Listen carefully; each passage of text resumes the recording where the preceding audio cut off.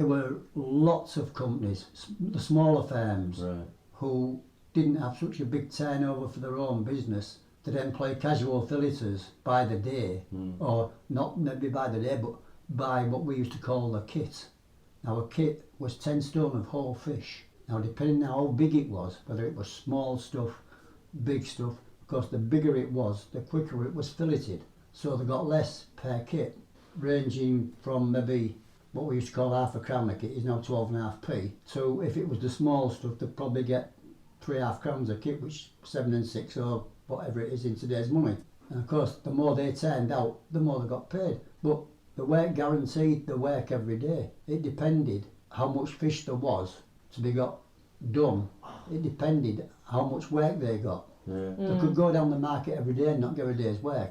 There were very few fully employed filleters or market men. The funniest things used to be when they used to shout Social Security. They used to shout, Social Security, stay where you are. And the people that used to try and get to the toilet, so get under the table, get hidden. Because there was claiming socialism working there. And other ones come up to me and they said, name, I said Marilyn Monroe. He said, no, give me a name. I said, Marilyn Monroe, Hollywood. He said, I've got to have your right name. I said, I'm legal, I don't have to give you nothing. I said, find the ones that aren't legal, I'm legal. He said, come on, give us your name. I said, all right, Pearl. He said, no, come on, give me your name. Because with messing about with Queenies, we always used to say, if we found a Pearl. And I used to say to the boss, you found your Pearl, mate. Yeah, you know, he didn't believe me. Name then, I messed about with him that much. But we did know a girl called Marilyn Monroe.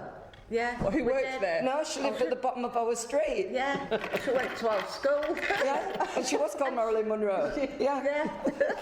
Nothing like her. Little and skinny, wasn't she? No honour. And there was like a great big metal table, and it was red hot potato and sage, or sometimes all different flavours.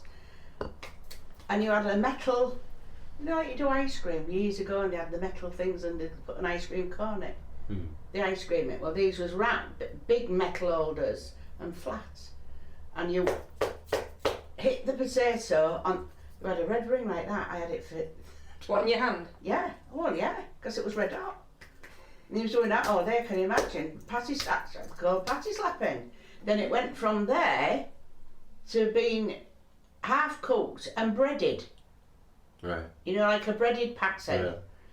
And in our dinner hour, what we used to do, we used to go on Ezra Road and order half a dozen bread cakes, and guess what we had for dinner? Patty sandwiches. The smell. You never got rid of the smell. I mean, we lived in sort of 2 and 2 down. You didn't have baths, you didn't have showers. Me overall, because she used to wear it to go home in, sometimes we used to hang them outside in what we called the call house. Yeah. And you never got rid of the smell.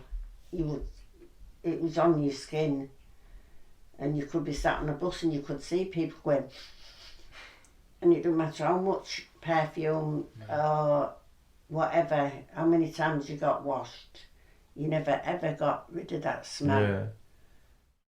They used to say, what's that smell? And you say, I don't know, I can't smell it. You go into the wash house, what do you see when you go through the doors? Well, you go through the doors, you have to pay the whatever, and then on that side there was all these what they call scrubbing stalls. Yeah. Like sort of things what you don't put in machines. They had a sink and a draining board sort of thing, and you had a dolly tub and a dolly stick, and you did all your things in there, and then what you had to scrub, you scrubbed on the top. But at the back, they had these massive big drums, and in the middle was a lid you lifted up, and you put all your whites in there. Yeah. And they used to wash them. Then you took them out of there, and you could put them in your spinners, all them what you've washed by hand in the spinners, and then you had big things, airing things, what you pulled out, like Right. that, and hung your clothes on and pushed them back in while they dried. And then you took them off there, went into another room where they had these big ringers, but you had to put tuppence in, and they used to mandle everything Right. instead of ironing it, because I used to put his shirts in because it used to pop all his buttons off. When I lived in Marmaduke Street, when he had my little girl little, I went in there 2 days before she was born, and one woman got up. She used to work at Beverley Road Hospital, and she used to get up at 6 o'clock and sweep the terrace from the bottom to the top. She used to sweep all the terrace, and then another lady used to come out and do all the windows, and then another lady used to come out and do your step, donkey stone your step, you know. And they used to do it for you all the time. Once you lived down there, you know, there was one person designated to it all, you know, and he did all them things. And I've always said it, when I lived down Marmaduke Street, they had my little girl, if she was out on the front, they used to just open the door and say, "I'm taking her on road, Beattie," and they used to take them up Hessel Road with them to do the shopping, you know. And then when I got remarried and I lived in Gypsyville, and I used to put the bairns on the front, nobody ever used to move them, they weren't interested. They still used to go in Gypsyville for the shopping. They didn't just wheel the bairn for you. Things had altered.